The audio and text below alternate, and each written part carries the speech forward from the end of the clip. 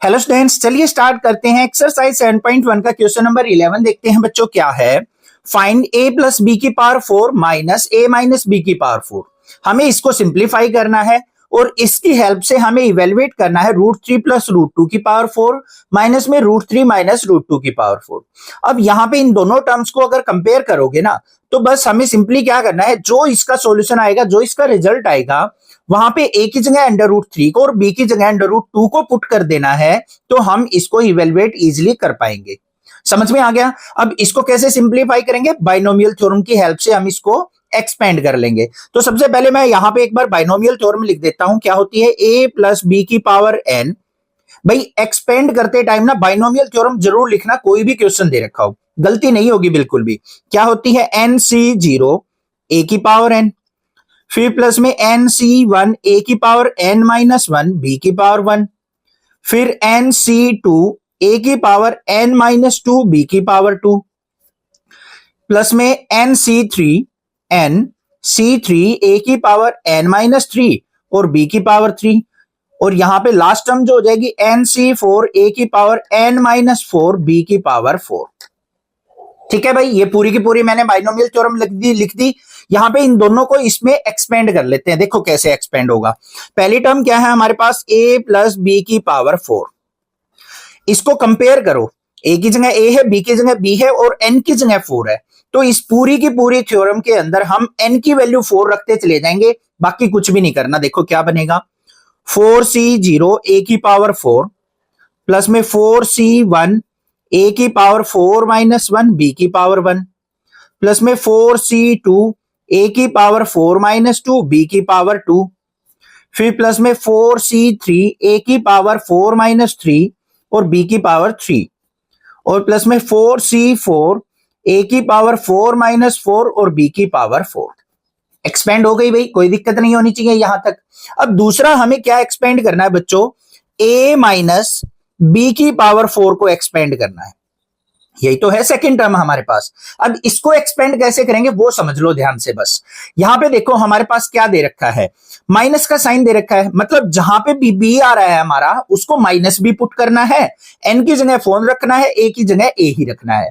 Clear बात? रख दो भाई। क्या आ जाएगा यहां पे? 4c0 a की पावर 4, पहली टर्म तो ये आ गई मेरे पास। फिर क्या आ जाएगा यहां पे? प्लस में 4c1 a की पावर 4 माइनस 1, यहां पे क्या आ जाएगा? माइनस b की पावर 1। आगे आ जाओ भाई। प्लस में 4c2 a की पावर 4 माइनस 2, यहां पे माइनस b की पावर 2, फिर 4c3 a की पावर 4 माइनस 3 और यहां पे माइनस b की पावर 3, और लास्ट टर्म क्या आ जाएगी? प्लस में 4c4 a की पावर 4 माइनस 4 और माइनस 4 की पावर 4 आ जाएगी। सॉरी, माइनस 4 लिख दिया मैंने, माइनस b की पावर 4। क्लियर बात यहां पे? अब बच्चों हमें देखो यहां पे क्या करना है, a प्लस बी की पावर 4 में से इस टर्म को सब्ट्रैक्ट करना है। यही तो करना है। बस ये चीज और देख लो यहां पे कैसे होगा। a प्लस बी की power 4 minus a minus B की पावर 4 किसके इक्वल होगा बच्चों? पहले ये वाली टर्म एज इट इज लिख देंगे हम। लिख दो भाई। क्या हो जाएगा ये? 4c0 a की पावर 4 प्लस में 4c1 a की पावर 4 माइनस 1 क्या हो गया? 3, और b की power 1 b as it is रहेगा। फिर क्या आ जाएगा यहां पे? 4c2 a की पावर 2 b की पावर 2, फिर 4c3 a की पावर 1 b की पावर 3, फिर प्लस में 4c4 a की पावर 0 और b की पावर 4। इसमें से माइनस करना है हमें इस टर्म को। अब बच्चों देखो यहां पे माइनस साइन है, तो माइनस को अगर मैं अंदर लेके जाऊंगा तो प्लस वाले क्या हो जाएंगे? माइनस हो जाएंगे, और माइनस वाले प्लस हो जाएंगे। ऐसा ही तो होता है। देखो ध्यान से समझाता हूं मैं इसको।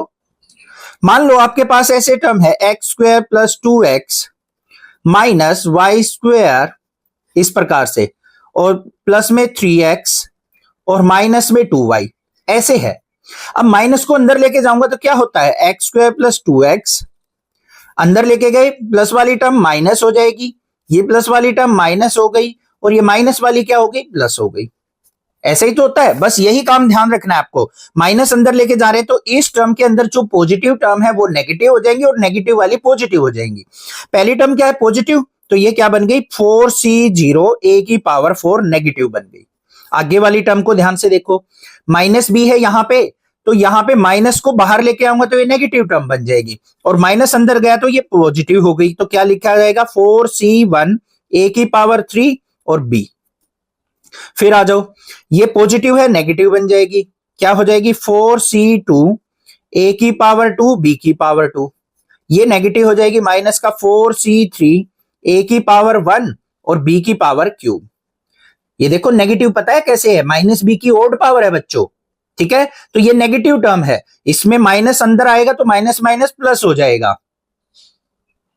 तो यहां पे ये पॉजिटिव टर्म हो गई।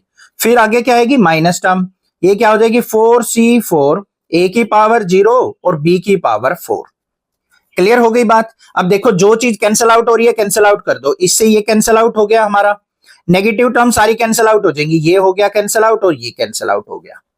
बच गया क्या वो लिख लो यहां पे, क्या बच गया हमारे पास 4c1 a की पावर 3b, 4c1 a की पावर 3b 2 टाइम्स बच गया ये, तो 2 इंटू 4c1 a की पावर 3b, फिर यहां पे भी प्लस में 2 टाइम्स 4c3 a b की पावर 3। क्लियर बात है यहां तक। 2 कॉमन ले लो, यहां पे 2 कॉमन ले लिया, अंदर क्या बच गया 4c1 को सिंप्लीफाई करो बच्चों, क्या होता है 4 a की पावर 3b, फिर यहां से 2 बाहर जा चुका, प्लस में 4c3 को सिंप्लीफाई करेंगे तो ये भी 4ab की पावर 3। यहां से कुछ और कॉमन आ रहा है वो भी निकाल लो, यहां से 4 कॉमन आ गया, a कॉमन आ गया, b कॉमन आ गया, तो यहां पे 4ab बाहर आएगा तो 4 टू जा 8ab into a square plus b square बच गया। सिंप्लीफाई होके हमारे पास ये रिजल्ट आ गया बच्चों। क्लियर बात है। अब हमें किसको इवेलुएट करना है वो ध्यान से देख लो, हमें रिजल्ट चाहिए किसका, √3 प्लस √2 की पावर 4 माइनस में √3 माइनस √2 की पावर 4। इसका रिजल्ट क्या होगा, यहां पे कंपैरिजन कर लो इसको और इसको, तो a की जगह हमें क्या पुट करना है √3, b की जगह क्या पुट करना है बच्चों √2, तो रिजल्ट क्या आ जाएगा यहाँ पे 8 इंटू a की जगह √3, b की जगह √2 इंटू √3 का स्क्वायर और प्लस में √2 का स्क्वायर। स्क्वायर से ये कट गया, स्क्वायर से ये कट गया, यहां पे क्या आ गया मेरे पास 8 की और इसकी मल्टीप्लाई करेंगे 3 टू जा 6, 8√6, अंदर क्या बच गया 3 + 2 5, 5 की 8 से मल्टीप्लाई करेंगे 8 5 जा क्या हो गया 40√6, हमारा क्या आ गया आंसर आ गया।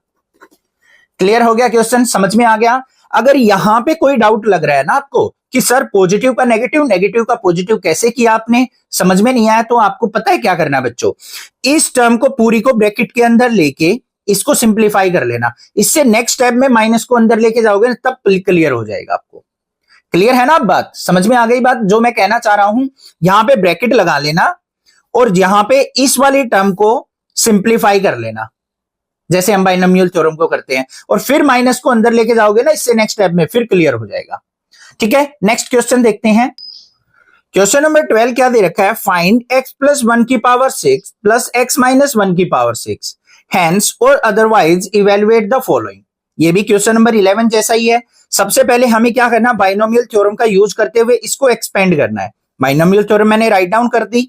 अब यहां पे बच्चों में ज्यादा टाइम ना वेस्ट करते हुए x + 1 की पावर 6 को डायरेक्टली 6 टर्म तक एक्सपेंड कर देता हूं। क्या आ जाएगा मेरे पास, ये आ जाएगा मेरे पास 6c0 और x की पावर 6, फिर क्या आ जाएगा 6c1 x की पावर 5, एक एक कम होता चला जाएगा, b की जगह यहां पे 1 है तो कुछ नहीं लिखना, फिर क्या आ जाएगा मेरे पास प्लस में 6c2 x की पावर 4, फिर प्लस में 6c3 x की पावर 3, 6c4 x की पावर 2, फिर 6c5 x की पावर 1 और लास्ट में क्या आ जाएगा 6c6 और x की पावर 0। हो गया एक्सपेंड, बिल्कुल इजी था। अब हमें दूसरा किसको एक्सपेंड करना है बच्चों, x - 1 की पावर 6 को। इसमें ध्यान देना है बस आपको, नेगेटिव टर्म -1 पुट करेंगे ना तो कौन सी टर्म हमारी नेगेटिव होगी कौन सी पॉजिटिव, वो ध्यान देना है। एक नेगेटिव आएगी फिर पॉजिटिव आएगी, फिर नेगेटिव फिर पॉजिटिव फिर नेगेटिव, ओड पावर वाली नेगेटिव रहेगी, इवन पावर वाली पॉजिटिव रहेगी।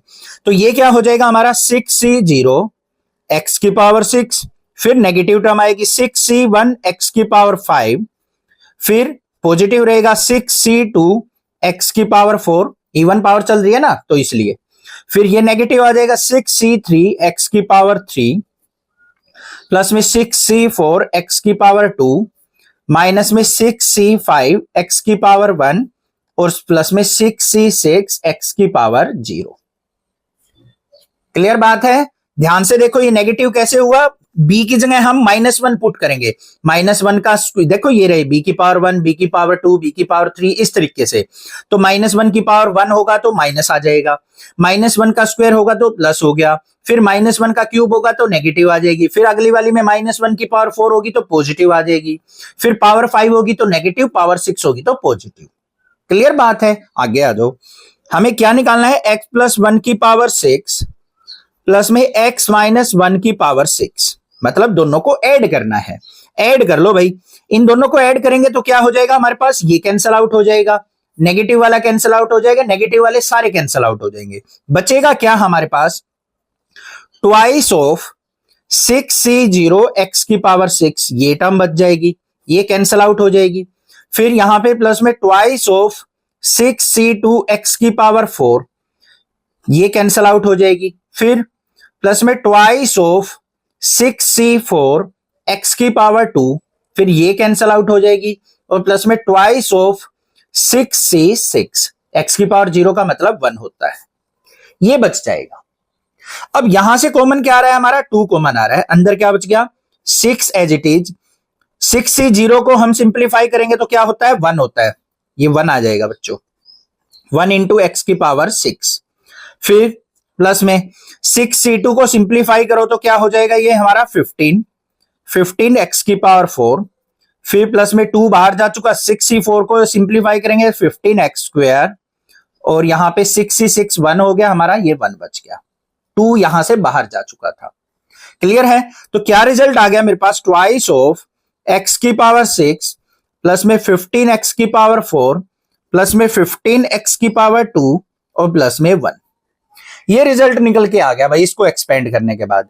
अब मुझे क्या चाहिए बच्चों, किसका रिजल्ट चाहिए, √2 प्लस 1 की पावर 6 और प्लस में √2 माइनस 1 की पावर 6। इसको इससे कंपेयर कर लो, तो यहां पे क्या हो जाएगा, x की जगह तो हमारा √2 है और 1 हमारा 1 ही है, ठीक है। तो इसमें पुट कर दो यहां पे, तो ट्वाइस ऑफ x की जगह क्या पुट करेंगे, √2 की पावर 6, फिर प्लस में 15 इंटू √2 की पावर 4, फिर प्लस में 15 इंटू √2 की पावर 2 और फिर प्लस में 1। क्लियर बात बच्चों यहां तक? अब बात आ गई भाई √2 की पावर 6 को कैसे सिंप्लीफाई किया जाए। ध्यान से देख लो बच्चों, घबराना नहीं है। √2 की पावर 6 का मतलब क्या है, √2 की 6 टाइम मल्टीप्लाई, ये कर लिया भाई, ये 4 टाइम हो गई, ये 5 टाइम और ये 6 टाइम। सिंप्लीफाई करो, इन दोनों को मल्टीप्लाई करेंगे तो 2 आएगा, इन दोनों को मल्टीप्लाई करेंगे 2 आएगा, इन दोनों को मल्टीप्लाई किया 2 आ गया, 2 2 जा 4 2 जा 8 आ गया, यहां पे 8 आया या नहीं आया, तो हमारा क्या रहेगा, 2 बाहर अंदर आ गया 8। फिर प्लस में 15 इंटू √2 की पावर 4 करेंगे तो 2 2 जा 4 आ जाएगा, फिर प्लस में 15 इंटू स्क्वायर से रूट कैंसल आउट 2 आ गया और प्लस में 1। सिंप्लीफाई कर लो, 2 इंटू 8 प्लस 15 4 जा क्या हो गया 60, 15 2 जा 30 और प्लस में 1। अंदर क्या बन गया हमारे पास, यहां पे 2 मल्टीप्लाई 60 और 30 98 और 1 99 हो गया, 99 2 जा क्या हो गया 198, हमारा आंसर आ गया। समझ में आ गया? क्लियर है? बस बाइनोमियल थ्योरम को एक्सपेंड करना और वैल्यू पुट कर देनी और कुछ भी नहीं क्वेश्चन में, बिल्कुल हलवा क्वेश्चन है। नेक्स्ट देखते हैं क्वेश्चन नंबर 13 क्या है। Question number 13 most important question है, मार्क कर लो, एग्जाम में जरूर पूछा जाता है। ये डायरेक्टली क्वेश्चन भी आ सकता है, थोड़ा सा चेंजमेंट करके भी आ सकता है, बट मैं यहां पे आपको कंसेप्ट सिखाऊंगा कि किस टाइप से इस टाइप के क्वेश्चन को हमें सिंप्लीफाई करना होता है। देखो क्या गिवन है, show that this term is divisible by 64 whenever n is a positive integer. हमें बताना है कि भाई ये जो टर्म है ना वो 64 से डिविजिबल है। समझ में आ गई बात? अब बच्चों देखो यहां पे अगर ये टर्म 64 से डिविजिबल है तो जो यहां पे इसका रिजल्ट आएगा एक्सपेंड होके जो कुछ भी आएगी तो उसमें कॉमन 64 जरूर होगा। ध्यान से देखो, मान लो मैं कहता हूं कोई भी टर्म दे देता हूं, मान लो 12 दे दिया, 12 को कह देता हूं मैं डिविजिबल बाय 4 है, तो इसका मतलब क्या होगा, इसका 4 एक फैक्टर होगा, 4 इंटू अंदर कुछ भी हो, तभी तो ये डिविजिबल बाय 4 होगी। अब मान लो मेरे पास क्या है 50 है, मैं कह दूं डिविजिबल बाय 5 है ये, तो इसमें से 5 कॉमन जरूर निकलेगा हमारा, 5 इंटू अंदर कुछ भी हो। अब और एग्जांपल ले लेते हैं, यहां पे कहा है डिविजिबल बाय 64, तो 64 बाहर होगा, अंदर कुछ भी टर्म हो, तभी ये टर्म हमारी क्या होगी, डिविजिबल बाय 64 होगी। समझ में आ गई या नहीं आ गई बात? अब यहां पे देखो इसको, if 9:n+1 minus 8n minus 9 is divisible by 64, divisible by 64, then क्या होगा, 9:n+1 minus 8n minus 9 is equal to 64k। k क्या है, कोई भी कांस्टेंट वैल्यू हो सकती है अंदर, जो कि हमारी क्या होगी, एक इंटीजर वैल्यू होगी। तो 64 का मल्टीपल जरूर आएगा इसका रिजल्ट, तभी हम कह सकते हैं कि ये डिविजिबल बाय 64 है। क्लियर बात है, यहां तक कोई दिक्कत नहीं होनी चाहिए। अब हम क्या करेंगे भाई, यहां पे बाइनोमियल थ्योरम का कैसे यूज करेंगे, जो इसकी फर्स्ट टर्म है ना उसको यूटिलाइज करेंगे बस हम। फर्स्ट टर्म क्या है, 9:9n+1, इस पे बाइनोमियल थ्योरम लगाएंगे। अब बाइनोमियल थ्योरम कैसे लगती है हमारी, a+b⁴n, इस पे ही तो लगेगी हमारी बाइनोमियल थ्योरम। तो हमें क्या करना पड़ेगा, इसको a+b की फॉर्म में ब्रेक करना पड़ेगा। देखो कैसे ब्रेक कर सकते हैं हम इसको हम ऐसे लिख सकते हैं 1 + 8n+1। कर सकता हूं या नहीं ब्रेक ऐसे, बस हो गया काम। अब बाइनोमियल थ्योरम लिख देंगे, यहाँ पे a+b⁴n किसके इक्वल होती है, nc0 a⁴n प्लस में nc1 a⁴n-1 इंटू b, फिर nc2 a⁴n-2 into b⁴2 plus में अप टू सो ऑन, ऐसे ही तो चलती है। अब यहां पे इसको कंपैरिजन करो, कंपैरिजन करेंगे तो a की जगह 1 पुट करेंगे, b की जगह 8 पुट करेंगे, और n की जगह हम क्या पुट करेंगे, n+1 पुट करेंगे।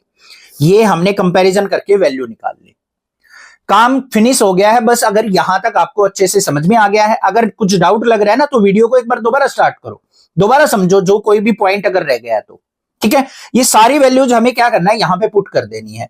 तो देख लो भाई, a की जगह 1 पुट करेंगे तो क्या हो गया, 1 + 8n+1 is equal to, n की जगह क्या पुट होगा, n+1, c0 a की जगह 1n+1, फिर नेक्स्ट टर्म आ जाओ n+1 c1 और 1n+1 -1, n की जगह तो n+1 पुट कर दिया और -1 साथ में था, और b की जगह क्या आ जाएगा, इंटू 8 आ जाएगा। एक और टर्म सिंप्लीफाई कर लो, n+1 c2 और यहां पे 1n+1 -2, और b की जगह क्या आ जाएगा, यहां पे मेरा 8⁵2, और प्लस में समथिंग आगे और चलती चली जाएगी, हमें आगे वाली टर्म से कोई मतलब नहीं है। यहीं तक बस 3 टर्म हमें एक्सपेंड करनी है, सिंप्लीफाई हो जाएगा। देख लो अब कैसे होगा, 1 + 8n+1 equal to n+1 c0 को अगर सिंप्लीफाई करेंगे तो क्या आएगा, मेरा 1 आएगा, और 1 की पावर कुछ भी हो तो ये रिजल्ट क्या आ गया, मेरा 1 आ गया। पूरा सिंप्लीफाई होके ये क्या बन गया, 1। आगे आ जाओ भाई नेक्स्ट वाली टर्म पे, प्लस में n+1 c1 को सिंप्लीफाई करेंगे तो क्या आ जाएगा, n+1, और यहां पे n 1 की पावर n बचेगा, मतलब 1 ही हो गया, इंटू में 8 आ गया। फिर प्लस में यहां पे क्या आ जाएगा, मेरा 8⁵2 है, मतलब 64 इंटू, यहां पे इसको सिंप्लीफाई करने की जरूरत नहीं, इसको ऐसे की ऐसे लिख दो, n+1 c2, 1 की पावर कुछ भी हो तो 1 ही होगा, फिर प्लस में समथिंग ऐसे चलेगा। एक बार दोबारा समझ लो, n+1 c0 हो तो हमेशा रिजल्ट क्या रहता है, 1 रहता है, 1 की पावर कुछ भी हो 1 ही होगा। ठीक है भाई, पहली टर्म होगी सिंप्लीफाई। आगे आ जाओ, n+1 c1 को सिंप्लीफाई किया, यहां पे 1 है तो जो ऊपर n की वैल्यू होती है वो एज इट इज रह जाएगा, ये 1 हो गया, इंटू 8 आ गया, फिर प्लस में 8 का स्क्वायर क्या हो गया, 64, इंटू में ये टर्म आ गई।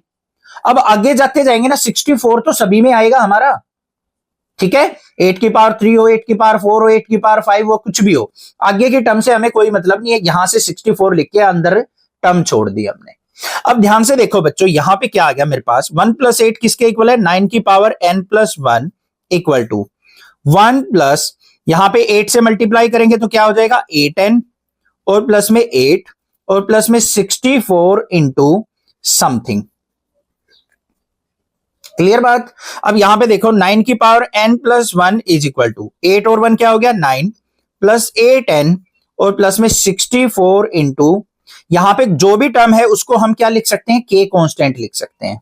ये क्या लिख दिया हमने इक्वल है किसके k के, और k क्या है यहां पे हमारा इंटीजर कांस्टेंट। क्लियर बात। इन टर्म को इधर ले आओ 9 की power n plus 1 minus 8n minus 9 is equal to किसके आ गया 64 टाइम्स ऑफ k। इसका मतलब क्या हुआ कि जो ये टर्म है वो 64 मल्टीपल ऑफ समथिंग है। इससे क्या रिजल्ट निकला, मैंने बताया था कि ये टर्म जो है डिविजिबल बाय 64 होगी बस। तो यहां पे क्या लिख सकते हैं, सो वी से 9 की power n plus 1 minus 8n minus 9 is divisible by 64, divisible by 64। काम खत्म हो गया। था ना, समझ में आ गया, आसान था, कोई दिक्कत नहीं है। बस जिससे भी डिवाइड करना है वो जहां पे भी टर्म मिले उससे आगे वाली टर्म को कांस्टेंट मान लो। क्लियर बात, कोई दिक्कत नहीं होगी। ठीक है, नेक्स्ट क्वेश्चन देखते हैं। क्वेश्चन नंबर 14 देखते हैं बच्चों, क्या दे रखा है। Prove that summation r to n r equal to 0 to n 3 की power r n c r equal to 4 की पावर n। हमें इस चीज को प्रूव करना है कि जो लेफ्ट साइड का रिजल्ट है वो 4 की पावर n के इक्वल है। भाई किस प्रकार से इसको यूज करेंगे हम बाइनोमियल थ्योरम को, वो ध्यान से देख लो। जो हमारी बाइनोमियल थ्योरम लिखी जाती है ना, a प्लस बी की पावर n को हम nc0 a की पावर n इस प्रकार से एक्सपेंड करते जाते हैं। उसको समेशन की फॉर्म में कैसे लिखा जाता है, ध्यान से देखो। समेशन r इक्वल टू 0 से लेके n ncr a की power n minus r b की पावर r, ये होते हैं हमारी किसके इक्वल, a प्लस बी की पावर n। जो हम a प्लस बी की पावर n को एक्सपेंड करते हैं ना वो इस फॉर्म में लिखी जाती है। देखो ध्यान से एक बार, क्या होगी nc0 a की पावर n, nc1 a की पावर n माइनस 1 b की पावर 1, nc2 a की पावर n माइनस 2 b की पावर 2। ऐसे ही तो लिखते जाते हैं। देखो ध्यान से, r की वैल्यू कहां से स्टार्ट हुई भाई, 0 से बढ़ती चली जाएगी, फिर 1 हो गई, फिर 2 हो गई, लास्ट में जाके कहां तक जाएगी, n तक जाएगी। तो हमने क्या लिखा, r की वैल्यू 0 से स्टार्ट हुई हमारी, ये हुई है, और कहां तक गई है, n तक गई है। अब सभी टर्म के बीच में किस चीज का साइन है भाई, समेशन का, तो समेशन लिख दिया। पहली टर्म यहां तक क्लियर हो गई। ठीक है, आगे आ जाओ। ये क्या है हमारा NCR, ये भी NCR है, ये भी NCR है। तो NCR, R की वैल्यू को हमने डिफाइन ही कर दिया। एक बार 0 आएगी, फिर 1 आएगी, फिर 2 आएगी, फिर 3 आएगी, ये टर्म भी आ गई। उससे अगली टर्म क्या होती है, a की पावर n माइनस 1 a की पावर n माइनस 2। ये माइनस 1 माइनस 2 क्या चलता है, r की वैल्यू चलती है, तो a की पावर n माइनस r लिख दिया। फिर क्या होता है, b की पावर 1 b की पावर 2 b की पावर 3, ये r की वैल्यू चलती है, b की पावर r लिख दी। तो ये हमने इसको समेशन फॉर्म में राइट डाउन कर दिया। अब इसको और इसको कंपैरिजन कर लो। ऑन कंपेयर किसके साथ कंपेयर करेंगे, सिग्मा या समेशन r इक्वल टू 0 से n 3r ncr equal to 4 की पावर n, ये दे रखा है। अब यहां पे ध्यान से देखो बच्चों, कंपेयर करो ncr। ठीक है भाई, यहां पे a की पावर n माइनस r दे रखी है, a की टर्म नहीं है, तो यहां पे a क्या हो जाएगा हमारा कंपैरिजन करने के बाद, a इक्वल टू हो गया 1। b की वैल्यू क्या हो जाएगी, 3 की पावर r, b की पावर r से कंपेयर करेंगे, b इक्वल टू हो गया 3।